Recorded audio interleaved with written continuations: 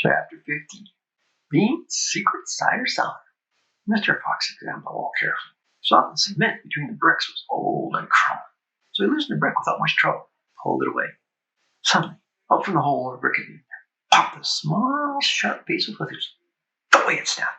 You can't come near, it's private. Good Lord, said Badger, it's a rat. You saucy beast, said Mr. Fox. I should have guessed we'd find you down here somewhere. Go away, shrieked Rabbit. Go on, beat it. This is my private pitch. Shut up, said Mr. Fox. I will not shut up, shrieked Rabbit. This is my place. I got here first. Mr. Fox gave a brilliant smile, flashing his white teeth. My dear Rat, he said softly, I am a hungry fellow. If you don't hop it quickly, I shall eat you up in one gulp. That did it. Rat popped back fast out of sight. Mr. Fox laughed and began putting more bricks on the wall. When he had made a biggish hole, he crept through it.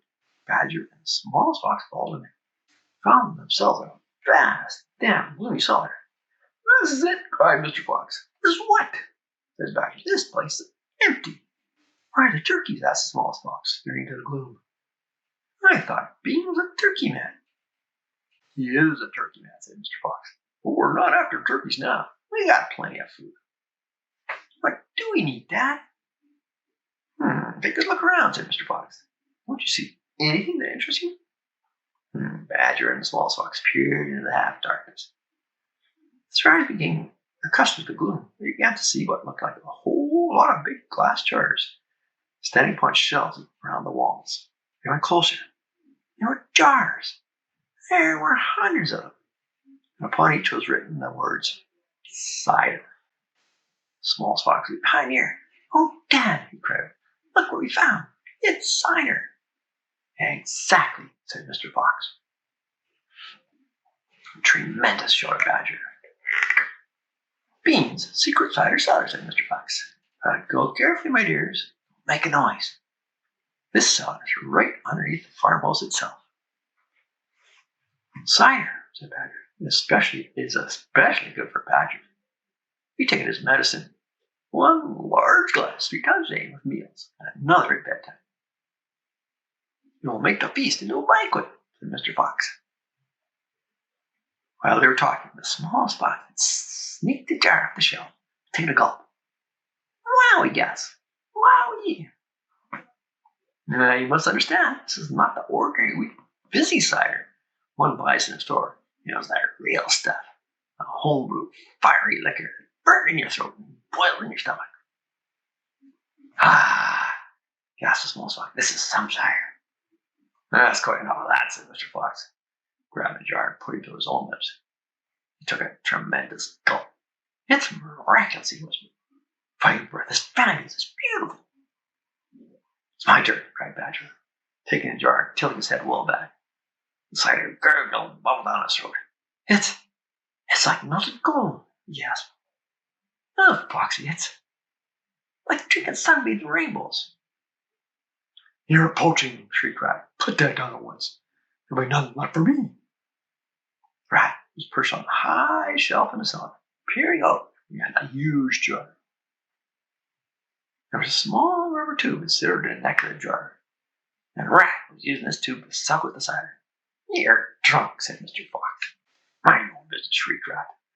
If you great clumsy brutes come messing around in here, we'll all be caught. Get out and leave me to sip my cider in peace. At that moment, they heard a woman's voice calling out in the house above. Well, hurry up and get that cider, Mabel, the voice called. You know, Mr. Bean doesn't like to be kept waiting, especially when he's been out all night in a tent. The animals froze. They stayed absolutely still, their ears pricked, their bodies tense. Then they heard the sound of the door being opened. The door was at the top of a flight of stone steps leading down from the house to the cellar. Now someone was starting to come down those steps. Quick, said Mr. Fox, hurry! He and Badger and the smallest fox jumped up on a shelf and crouched behind a row of big cider jars. Peering around the jars, they saw a huge woman coming down into the cellar. At the foot of the steps, the woman paused, looked to the left and right. Then she turned and headed straight for the place where Mr. Fox and Badger and the smallest fox were hiding. She stopped right in front of him. The only thing between her and them was that row of cider jars. They were so close, Mr. Fox could hear the sound of her breathing. Peeping through the crack between two bottles, he noticed that she had carried a big rolling pin in one hand. I don't know what that's for. How many will he want this time, Mrs. Bean? One shouted. And from the top of the steps, the other voice called out, "Bring up 2 or 3 jars. You drank 4 yesterday, Mrs. Bean." "Yes, but he won't want that many today. He's not going to be up there more than a few hours longer. He says the fox is bound to make a run for it this morning. He can't possibly stay down that hole another day without food." The woman in the sod reached out and lifted a jar aside from the shelf. The jar she took was the next but one to the jar behind which Mr. Fox was crouching. "I'll be glad when the rotten brute's killed and strung up on the front porch," she called out. "And by the way, Mrs. Bean, your husband promised I could have the tail as a souvenir." "That tail's been all shot to pieces," said the voice from his ears. "Did you know that? Ain't it's ruined?" "Of course it's ruined. He shot that tail and missed the fox."